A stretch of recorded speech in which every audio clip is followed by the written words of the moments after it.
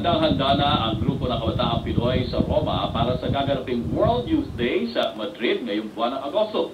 May report si Diego Evangelista.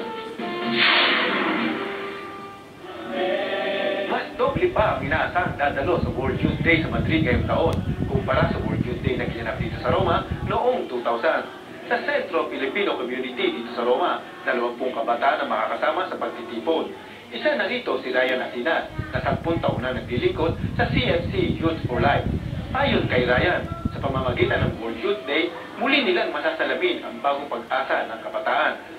Narito po kami at para po may parating sa lahat ng mga kabataang Pilipino dito sa Roma at sa buong Europe sa pamamagitan ng event nito at nandito po kami lahat para gawin ang lahat namin makakaya para sa pagbabalik ng pamumuhay ng kasama si Jesus para sa lahat ng kabataan. Binigyan ng orientation at binasbasan ni Father Orben Gonzaga ang mga kabataang kalahok. Ipinamahagi natin sa kanila ang mga t-shirts na isusuot pagdating sa Madrid.